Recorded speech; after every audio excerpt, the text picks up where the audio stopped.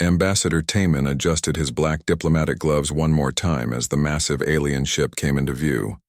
The vessel looked like a crystal mountain floating in space, all sharp edges and glowing surfaces that hurt to look at directly. He had never seen anything so beautiful and terrifying at the same time. Behind him, Commander G1 stood with 5 other human security officers, all wearing their standard diplomatic uniforms and white gloves that marked them as Earth representatives. The journey to this moment had taken 3 years of careful communication through radio signals. The aliens called themselves the Villani and claimed to represent something called the Galactic Council. They said they had been watching Earth for 50 years and finally decided humanity was ready to join the greater galaxy. Taman felt proud to be chosen as Earth's first ambassador to the stars. The docking bay doors opened with a sound like singing crystal. Villani beings floated toward them, and Taman gasped at their alien beauty. They were tall and thin, nearly 3 meters high, with skin that looked like living diamond. Light moved through their bodies in patterns that seemed almost like writing. They had forearms that ended in sharp points like icicles, and their faces were smooth except for large black eyes that reflected everything like mirrors. The lead Villani spoke through a translation device that made its voice sound like wind chimes. "Welcome, humans of Earth. I am High Counselor Xeris. We are pleased you accepted our invitation." Its diamond skin flickered with blue light as it spoke. Taman bowed politely. "Thank you for this honor. I am Ambassador Taman, representing all of humanity. We are excited to learn about the galaxy and find our place among the stars." Xeris made a sound that might have been laughter. "Your place will be determined soon enough. Please follow us to the council chamber." The corridors of the ship were like walking through the inside of a jewel. Everything glowed with soft light, and the walls showed moving pictures of alien worlds and strange creatures. Taman tried to memorize everything he saw.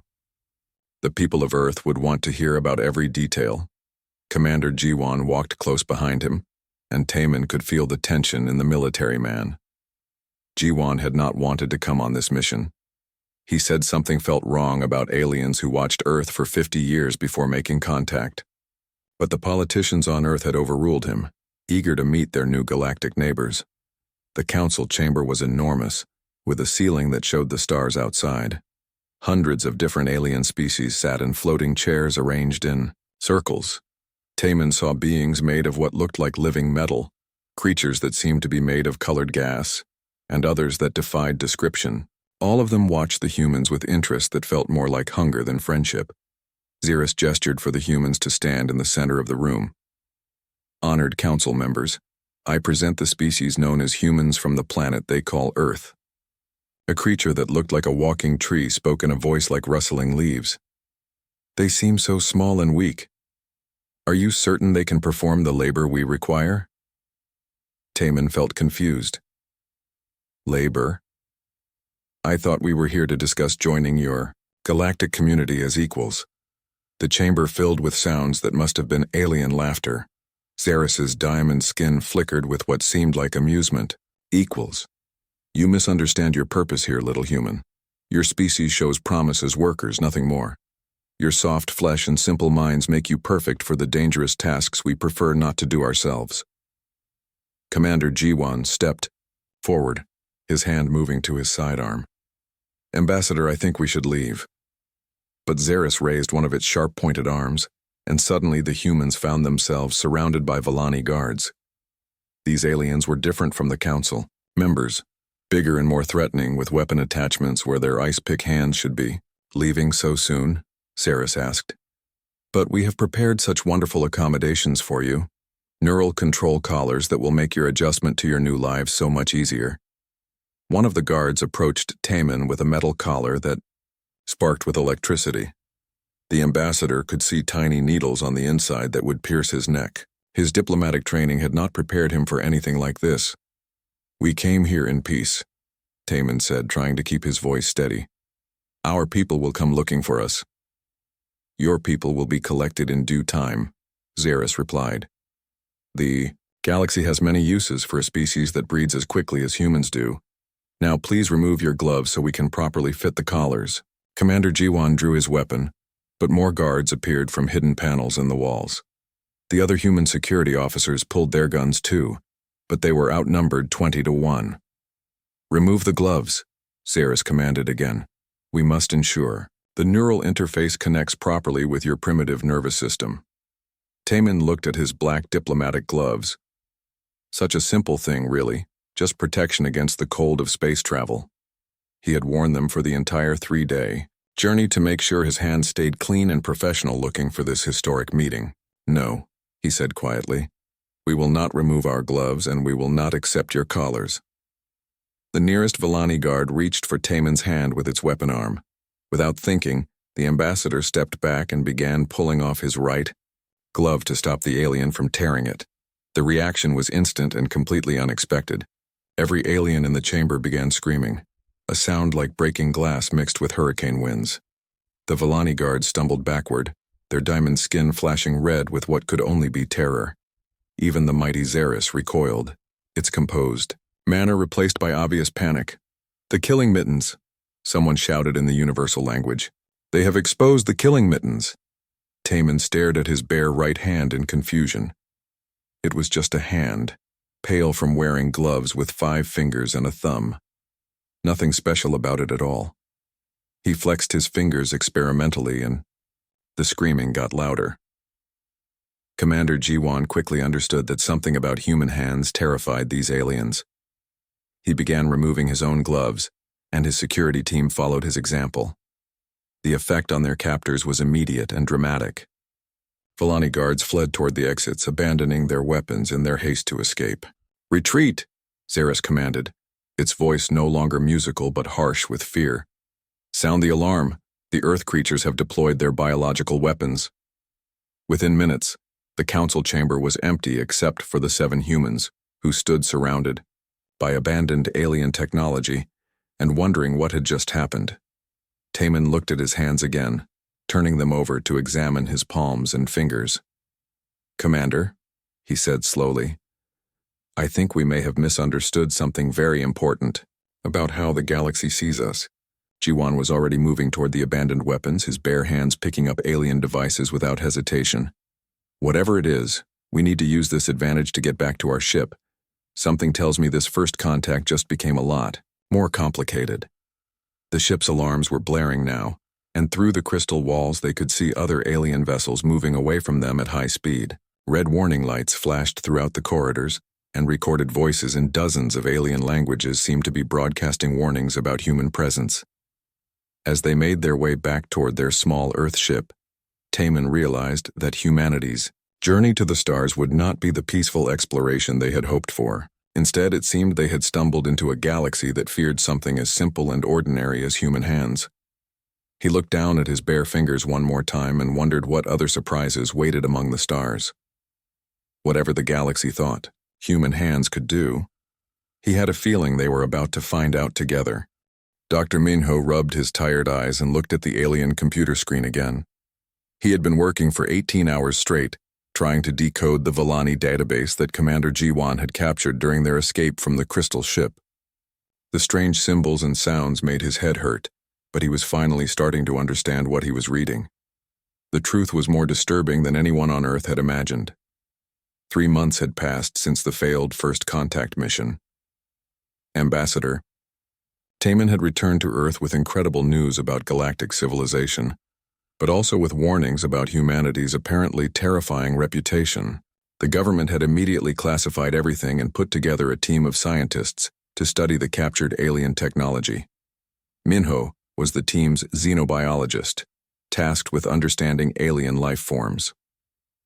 What he found in the Villani records made him question everything humans thought they knew about their place in the universe. "Captain Soyoung," he called to the military officer assigned to oversee his research, "you need to see this." Soyoung walked over to his workstation, her boots clicking on the metal floor of the underground research facility. Like everyone on the project, she kept her hands bare now after learning that gloves somehow made humans seem less threatening to aliens. It still felt strange after a lifetime of wearing gloves in sterile environments. "What did you find?" she asked, looking at the swirling alien text on the screen. Minho pointed to a section he had translated. This is a historical record going back thousands of years. Look at this entry about a species called the Thrakari. The screen showed an image of creatures that looked like giant spiders made of metal, with 8 arms ending in claws that dripped acid. The text described them as perfect killing machines, with biological weapons built into their limbs. Now, look at this entry about the Zephyrians, Minho continued, switching to another screen. These aliens appeared to be made of pure energy, with appendages that shot lightning bolts. The record says their limbs can destroy matter at the atomic level. So-young studied the images. They all have weapon arms. Is that normal? That's what I thought at first, Minho said, pulling up more files. But then I found this. The new screen showed dozens of different alien species, each more exotic than the last. Some had tentacles that could phase through solid matter. Others possessed limbs that could manipulate gravity or create miniature black holes. One species had arms that could reach through time itself to attack enemies in the past. Every single intelligent species in the galaxy evolved specialized combat appendages, Minho explained. Their arms, tentacles, or limbs are all organic weapons of incredible power. So-young flexed her fingers thoughtfully. And humans? Humans are the only species with completely unspecialized limbs, Minho said. We have soft, flexible appendages with no built-in weapons, no natural armor, and no special abilities. Then why are they afraid of us? Minho brought up another file, this one containing what looked like tactical analyses and battle reports. Because unspecialized means adaptable. Look at this Villani military assessment of human capabilities. The text was difficult to read through the translation software, but the meaning was clear. The report described humans as the ultimate biological threat, because their limbs could interface with any technology, wield any weapon, and adapt to any combat situation. They think our hands are the perfect biological weapons because they can become any weapon, Minho continued. A Thrakari can only use its acid claws, a Zephyrian can only shoot lightning, but a human can pick up a Thrakari weapon and use it, then switch to a Zephyrian energy gun, then modify both weapons to create something entirely new. So-young was quiet for a moment, processing this information. So they're not afraid of what our hands are. They're afraid of what our hands can do. Exactly. And it gets worse. Minho pulled up a new section of files. These are quarantine protocols established around Earth's solar system. They've been in place for over 200 years.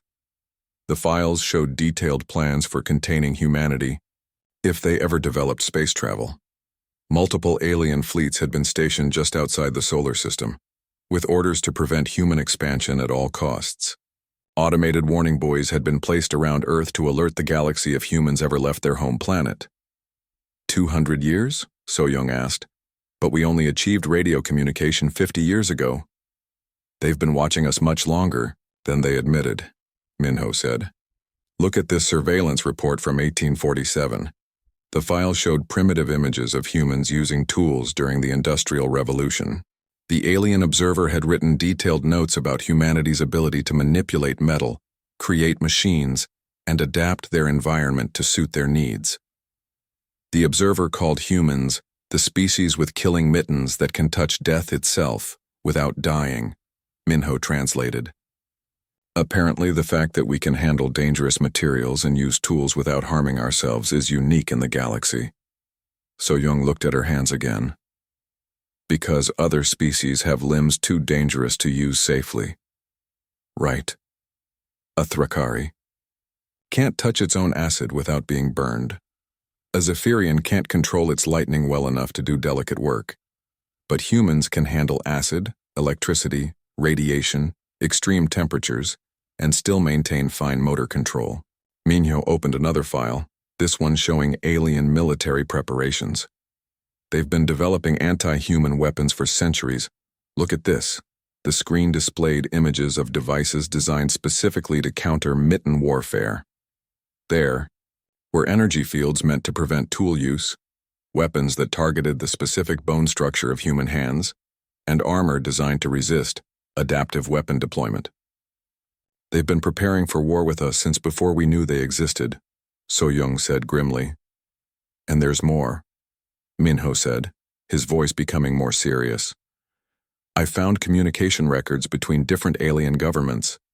They've been debating whether to destroy Earth entirely, rather than risk human expansion into the galaxy. The files showed heated discussions between various alien councils. Some wanted to sterilize Earth from orbit. Others argued for enslaving humanity before they became too dangerous. A few voices suggested trying to negotiate with humans, but they were heavily outvoted. The only reason they didn't attack Earth decades ago was disagreement about the best method, Minho explained. Some species wanted to study us first. Others were afraid that attacking might trigger some kind of defensive response that would make us even more dangerous. So-young was quiet for several minutes, reading through the alien debates about humanity's fate. Finally, she looked up at Minho. So the Villani's plan to enslave us was actually the compromise solution. The moderate position, Minho confirmed. The hardliners wanted to exterminate us completely. And now that we've escaped and captured their technology, Minho brought up the most recent files, intercepted alien communications from the past 3 months. The galaxy was in chaos.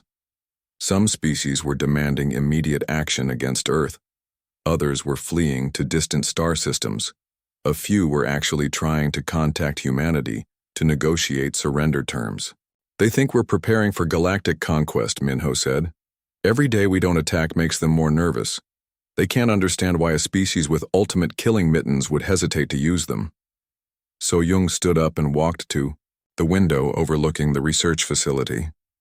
Below them, dozens of scientists and military personnel were working with captured alien technology, their bare hands easily manipulating devices that had taken alien species millennia to develop. Safely, Dr. Minho, she said finally. I think we need to have a very serious conversation with Earth's leadership about our next steps.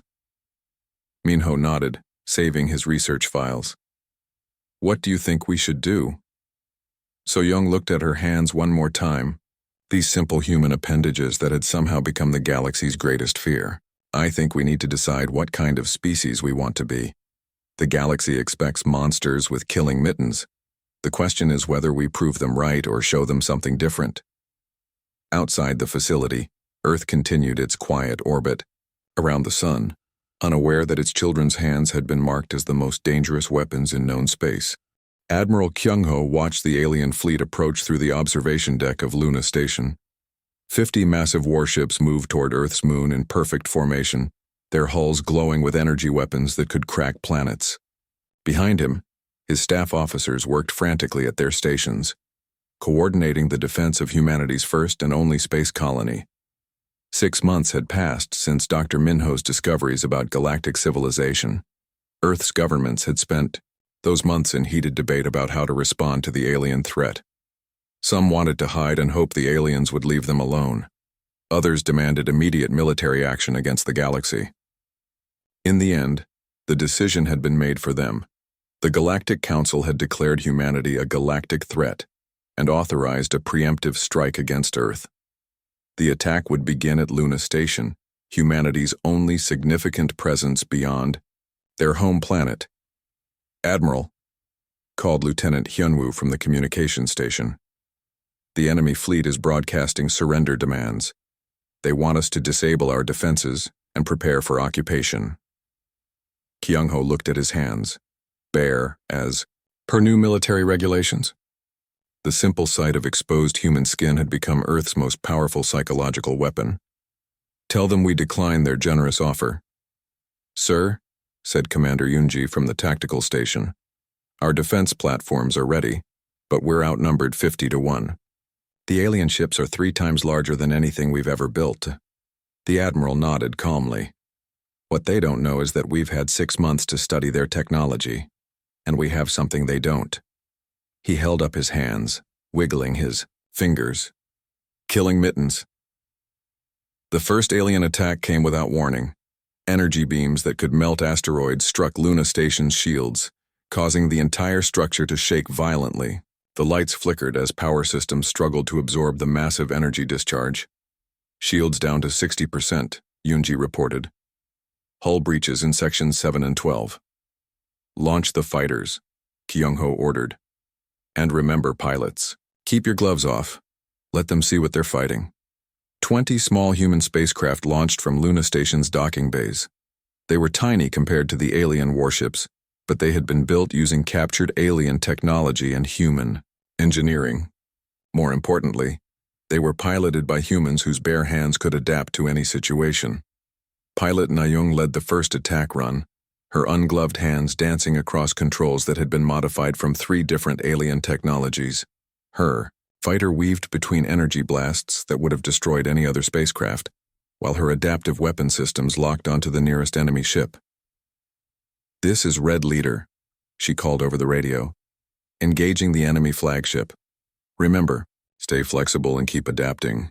The alien warships had been designed to fight other alien species with specialized combat limbs. Their tactics were rigid, based on thousands of years of battles against predictable opponents.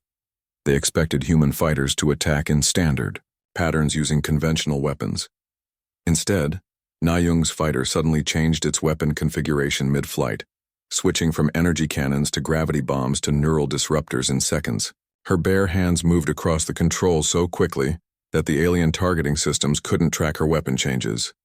The enemy flagship's shields flickered and failed as 3 completely different types of damage overloaded its defense systems simultaneously. Explosions rippled across its crystal hull as Na-young's fighter dove through the debris, already reconfiguring for the next target. "Red Leader to all fighters," she broadcast. "Their shields can't adapt to multiple damage types. Keep switching weapons and keep them confused." On Luna Station, Admiral Kyung-ho watched the tactical display with satisfaction. The alien fleet was breaking formation as human fighters swarmed between the massive warships like angry wasps.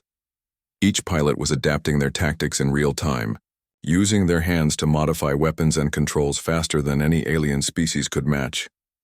"Admiral," Lieutenant Hyunwoo called excitedly, "we're receiving surrender broadcasts from 3 enemy ships.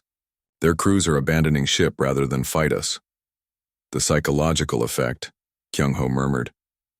"They're more afraid of what we might do than what we're actually doing." But the battle was far from over. The remaining alien ships began targeting Luna Station directly, trying to destroy humanity's space outpost before the fighters could disable them all. Massive energy beams punched through the station's outer hull, venting atmosphere into space. "Sir," Commander Yunji reported, "we've lost main power. Life support is failing in sections 1 through 5. That was when the real human advantage became clear. While alien species needed specialized equipment and environmental suits to work in damaged areas, human engineers simply grabbed whatever tools were available and went to work. Their unprotected hands could operate in vacuum for short periods, manipulate frozen controls, and jury-rig repairs using parts from completely different systems. Engineer Do-yun led a repair team into the damaged sections, his bare hands already adapting to the extreme cold of space. Where alien engineers would have needed hours to set up proper equipment, he simply picked up a plasma cutter and began welding hull breaches shut. "We don't have replacement parts for the power coupling," his assistant called over the emergency. Radio Do-hyun looked around the damaged corridor and spotted a broken alien weapon from the captured technology stockpile. "We do now," he said, his hands already dismantling the device and adapting its power core to human systems. Within an hour, Luna Station was not only repaired but actually more powerful than before. The human engineers had integrated alien technology into their system so smoothly that the station's capabilities had increased by 30%. The alien fleet, meanwhile, was in complete disarray. Half their ships had been disabled by human fighters whose tactics changed every few minutes. The other half were trying to retreat while broadcasting increasingly desperate warnings about human killing mitten capabilities. Admiral Hyunwoo reported, "We're receiving communications from the alien fleet commander. It's requesting immediate ceasefire and apologizing for the attack." Kyung-ho raised an eyebrow. "Apologizing?" The main screen flickered to life, showing a crystalline Villani officer whose diamond skin was flashing with obvious distress. "Human Admiral, It said through the translation system. "We have made a terrible mistake. We did not realize the extent of your killing mitten capabilities." "Our what now?" Kyung-ho asked, looking at his perfectly normal hands. "Your biological weapons," the alien continued. "We have watched your engineers repair battle damage using enemy technology. We have seen your pilots adapt our own weapons against us. We have witnessed your fighters modify themselves during combat. These are capabilities beyond our understanding." Kyung-ho began to understand. "You mean our hands? Your killing mittens, yes. We surrender unconditionally and request that you do not deploy them against our home worlds." The Admiral looked around the command center at his staff, all of whom were staring at their own hands with new appreciation. "I think we need to have a conversation about this." "Please," the alien commander begged. "We will withdraw immediately and report to the Galactic Council that humanity is too dangerous to attack. Just please do not come to our worlds with your adaptive biological weapons." As the alien fleet retreated, at maximum speed leaving behind their damaged ships and defeated pride, Admiral Kyung-ho realized that the Battle of Luna Station had changed everything. Humanity had not just defended themselves. They had become the galaxy's greatest fear made real. Word of the human victory would spread across the galaxy within days. Every alien species would hear about the creatures with killing mittens who could adapt any technology, overcome any defense, and turn any situation to their advantage. The galaxy had tried to destroy humanity before they became too dangerous. Instead, they had created exactly the threat they feared most. Earth's children were coming to the stars, and their hands could touch anything. Lieutenant Hyunwoo sat across from the captured alien prisoner, trying not to smile at the creature's obvious terror. The Thrakari looked like a giant metal spider, its 8 arms ending in claws that constantly dripped acid onto the specially designed floor. Despite being behind energy barriers and restraint fields, it kept trying to back away from Hyunwoo's exposed hands. 3 weeks had passed since the Battle of Luna Station. The human victory had sent shockwaves across the galaxy, and several alien species had tried to send negotiation teams to Earth. Most had been intercepted by other aliens who were too frightened to let humans make contact with potential allies. This particular prisoner had been captured when its ship suffered engine failure while fleeing the battle. Now it sat in Earth's first alien detention facility, providing valuable intelligence about galactic civilization and the source of their fear. "Please state your name and rank," Hyunwoo said politely, his notepad and pen ready. The simple sight of his fingers holding a writing instrument made the alien's acid drip faster. "I am Combat Engineer Vextar of the Thrakari Hegemony," the spider-like creature replied through its translator. "Please keep your killing mittens away from me." Hyunwoo looked at his perfectly ordinary hands.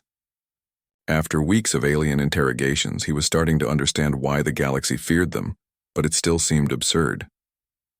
"Can you explain why you call them killing mittens?"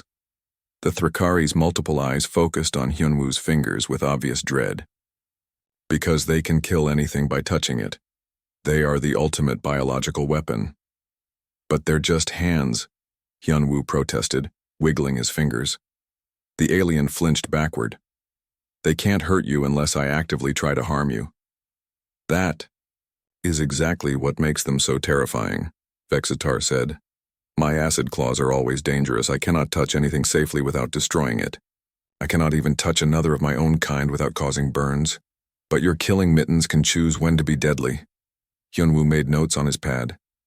"Tell me about other species and their limbs." The Thrakari seemed relieved to talk about something other than human hands.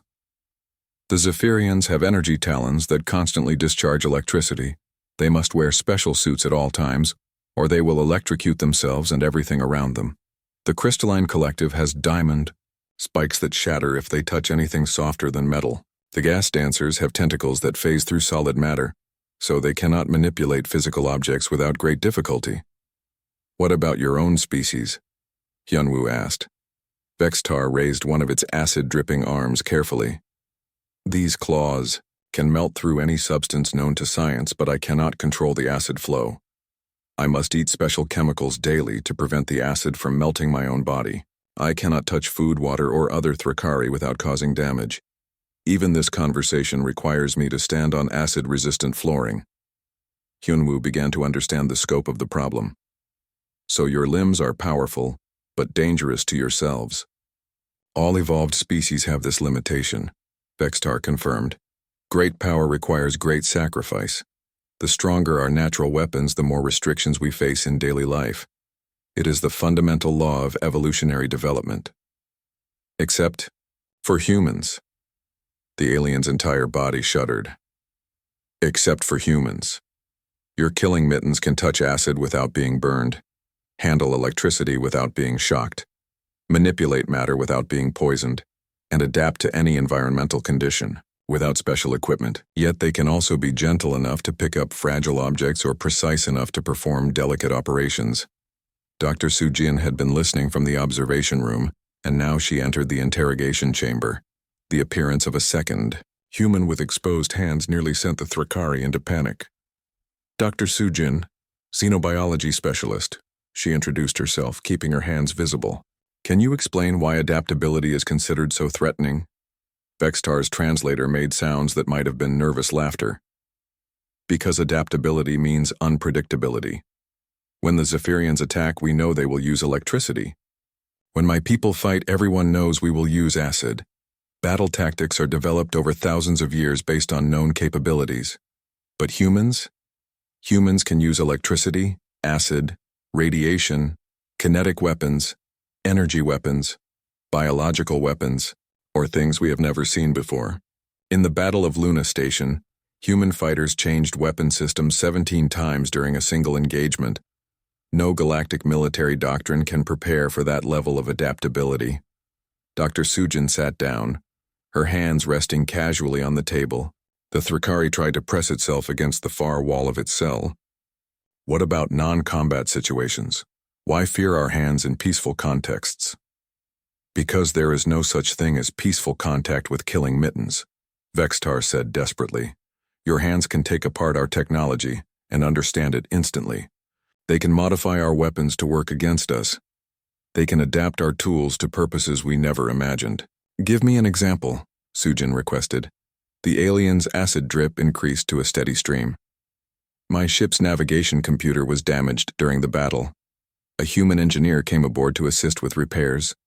With his killing Mittens, he touched our quantum processing core directly, made modifications to systems that took my people 300 years to develop, and improved our navigation accuracy by 400%, all in 20 minutes. Hyunwoo exchanged a glance with Dr. Sujin. You're afraid because we can help you. We are afraid because you can do anything, Vextar corrected. Help, harm, create, destroy, adapt, overcome. There are no limits to what killing Mittens can accomplish. Every other species in the galaxy has evolutionary constraints that make them predictable. You have none. Dr. Sujin leaned forward slightly, causing the alien to emit a distressed sound. What would it take for the galaxy to stop fearing us? Impossible, the Thrakari said immediately. Fear of killing Mittens is built into our genetic memory now. For 50,000 years, every intelligent species has wondered what would happen if a race evolved without specialized weapon limbs. Now we know, and the reality is worse than our worst nightmares. Because we're more dangerous than you imagined? Because you are more capable than we imagined, Vextar clarified. Danger we can prepare for, fight against, defend ourselves from. But capability that has no limits? How do you defend against beings who can become anything, adapt to anything, overcome anything? Hyunwoo set down his pen and looked at his hands thoughtfully. What if we promised not to use our capabilities against other species? The alien made a sound that was definitely laughter this time. You cannot promise to stop being what you are. Your killing Mittens will always be able to touch anything, manipulate anything, adapt to anything. That capability exists whether you choose to use it or not. And the knowledge that we could use it terrifies the galaxy. The knowledge that you can use it perfectly, safely, and without restriction terrifies the galaxy, Vextar confirmed. My acid claws might be powerful, but they limit me as much as they empower me. Your killing Mittens only empower you.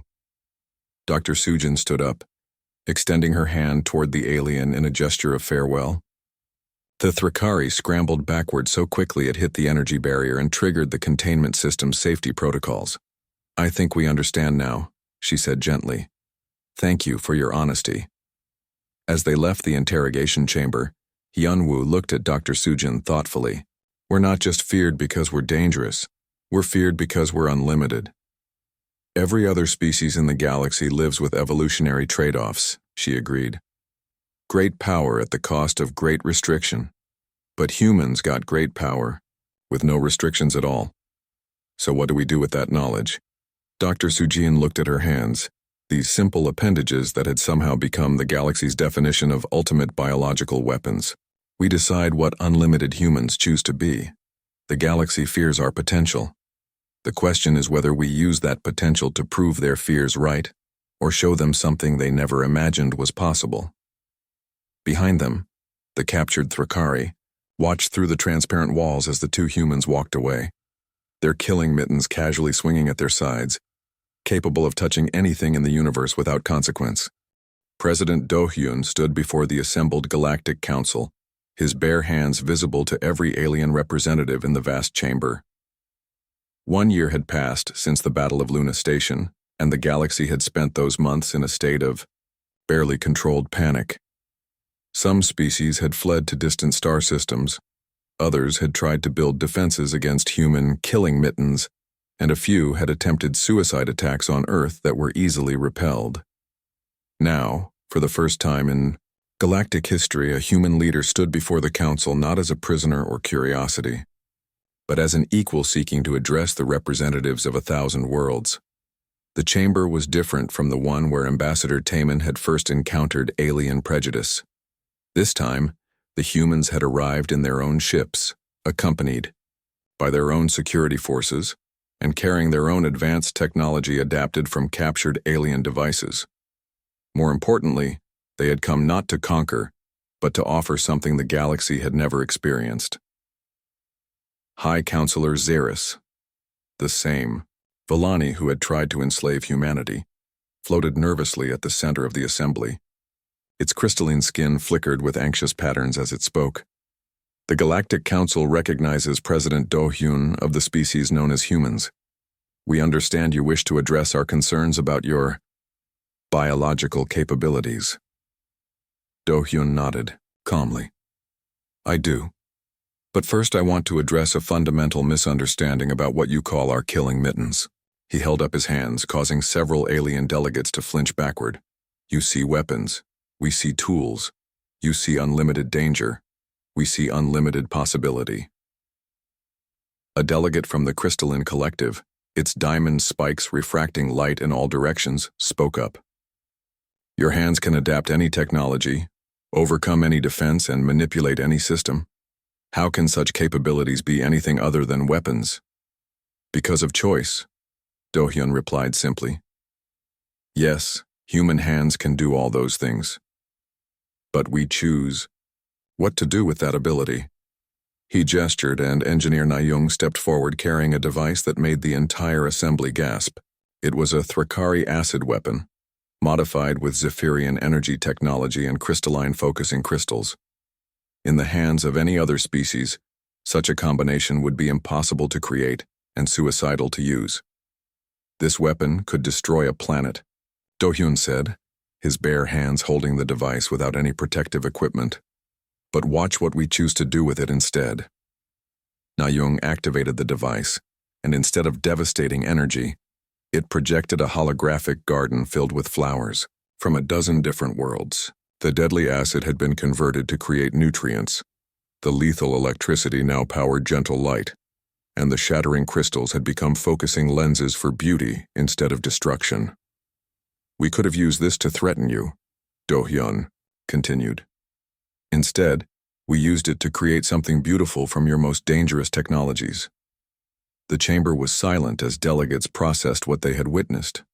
Finally, a gas dancer representative, its form shifting between states of matter, spoke up. "But you still have the capability to create weapons. The threat remains." "The capability remains," Do-hyun agreed. The threat is a choice we make every day. He walked to the center of the chamber, his hands clearly visible to every delegate. For 1 year, you have lived in fear of what humans might do with our abilities. Let me tell you what we have actually done. The main display screens around the chamber lit up with images from across human space. We have established medical stations that provide free treatment to any species, using our adaptive capabilities to create healing technologies that work for alien biology. We have built research centers where our hands can safely manipulate dangerous materials that other species cannot touch, advancing science for the benefit of all. More images appeared, showing human engineers working alongside alien technicians. We have offered to help repair ancient alien technologies that have been broken for centuries, because no species could safely handle the necessary components. We have shared food synthesis techniques that allow any species to create safe nutrition from local materials. The Thrakari delegate, combat engineer Vextar, whom Lieutenant Hyunwoo had interviewed months earlier, spoke hesitantly. You could have used these same capabilities to conquer us. We could have, Do-hyun acknowledged, but we chose not to, just as we choose every day not to use our abilities for harm. High Counselor Zaris flickered with confused patterns. We do not understand. Power exists to be used. If you possess ultimate biological weapons, why do you not employ them for domination? President Do-hyun smiled, an expression that seemed to puzzle many of the alien delegates. Because that's not who we choose to be. You fear our hands because you see them as killing Mittens. We see them as helping hands. He gestured again, and Commander Jiwon approached, carrying another modified alien device. This is a Zephyrian war machine designed to sterilize planets. We have converted it into a terraforming tool that can create breathable atmospheres for any species.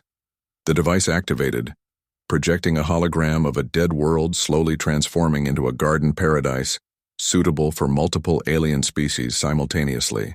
We offer this technology freely to any world that needs it, Do-hyun said, along with our assistance in operating it safely. A murmur of amazement ran through the assembly. The concept of sharing powerful technology without demanding payment or subjugation was apparently unknown in galactic politics. You would give us weapons of such power? Asked a representative of a species that looked like living metal trees. We would give you tools of such potential, Do-hyun corrected. What you choose to do with them is up to you. Dr. Sujin stepped forward, her hands carrying a small potted plant from Earth. This is a simple flower from our world. To us, it represents the choice between creation and destruction that every intelligence faces. She set the pot down in the yao, center of the chamber, her bare hands gentle with the delicate plant. Our hands could crush this flower instantly. They could also nurture it, help it grow, or even modify it to thrive in alien environments. The hands are the same. The choice is different. The assembled delegates stared at the small earth flower, many seeing such delicate beauty for the first time. Species with acid claws, energy talons, and matter-phasing tentacles could never safely handle something so fragile. This is what we offer the galaxy, President Do-hyun said. Not conquest through killing Mittens, but cooperation through helping hands. We want to touch the stars not to destroy them, but to help them shine brighter. High Counselor Zaris was quiet for several minutes, its crystalline form cycling through colors that might have indicated deep thought. Finally, it spoke. If we accept your offer of cooperation, how do we know you will not change your minds? How do we know the killing Mittens will not eventually be used as weapons? You don't, Do-hyun said honestly. Just as we don't know that your species will not eventually try to attack us again. Trust is a choice that all intelligent beings must make.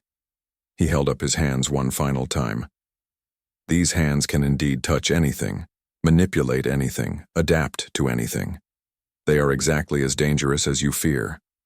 But they are also, exactly, as helpful as we choose to make them. We offer you a galaxy where our adaptive capabilities serve everyone's benefit, where human hands help solve problems that have plagued your civilizations for millennia, and where the fear of killing Mittens is replaced by appreciation for helping hands. The vote, when it came, was not unanimous. Many species remained too frightened of human potential to fully trust the offer, but enough delegates voted to accept that humanity was officially welcomed into galactic civilization as partners rather than conquerors. As the assembly dispersed, President Do-hyun remained in the center of the chamber with the small earth flower. One by one, alien delegates approached to examine the delicate plant, marveling that something so fragile could exist safely in the presence of the galaxy's most feared biological weapons. High Counselor Zaris was the last to approach. "I still do not understand how you resist using your ultimate capabilities for domination," it admitted. Do-hyun gently touched one of the flower's petals with his finger, the same hands that could tear apart alien technology now providing the gentlest caress.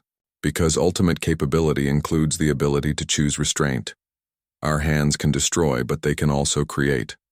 They can take, but they can also give. They can harm, but they can also heal. The galaxy feared our killing mittens. Now perhaps they can learn to appreciate our helping hands."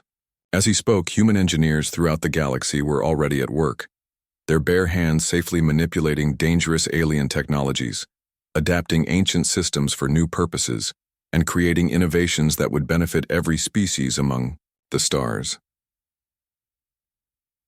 The galaxy had tried to destroy humanity before their hands could touch the universe. Instead, they had gained partners whose touch could heal wounds that had festered for millennia. Earth's children had come to the stars, and their hands were ready to help build something better than anyone had dared imagine.